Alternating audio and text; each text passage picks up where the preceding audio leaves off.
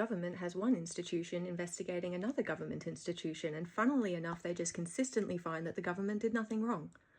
How on earth could that be, right? My latest response from the Queensland Ombudsman is that I haven't given the public hospital enough opportunities to correct the fraud and fabricated documents in my health file. This includes a do not resuscitate and advanced care directive.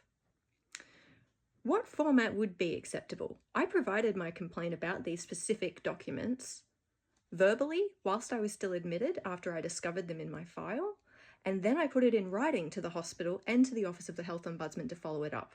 The hospital were then directed to provide me the documents by the Office of the Health Ombudsman, but they did not comply with those orders. They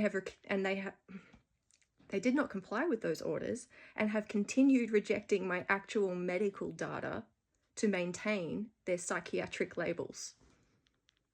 This includes directly rejecting CT scans, MRIs, and X-rays that prove I have physical disabilities.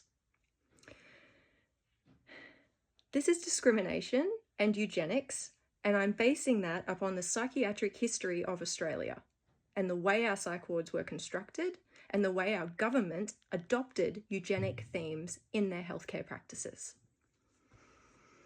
I have raised the fraud at my outpatient appointments over the past 13 months with no change in conduct from the hospital health service, no effort to rectify the documents that are fraudulent in my file, and no effort to provide me the healthcare that I've been forced to get only through the private system because the public system is refusing to even acknowledge those health conditions exist.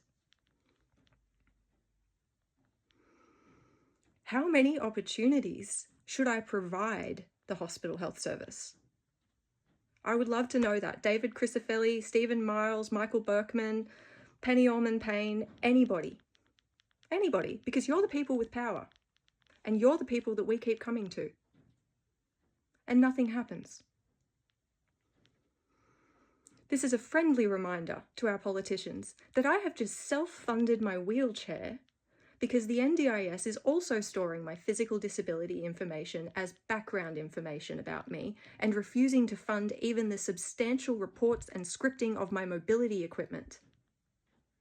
One of their excuses not to recognise my physical disabilities was not every page of the reports was signed. Why would every page need to be signed? That is not a requirement under the legislation. The entire document was authored and signed on the final page. It was authored by the healthcare professional. Our politicians are prioritising spending tens of thousands of dollars denying disabled people basic resources when it would literally cost them less to just provide the resources. You would also then be increasing the likelihood that more disabled people would be able to engage in paid employment because they would have their basic needs met. Like wheelchairs, you know?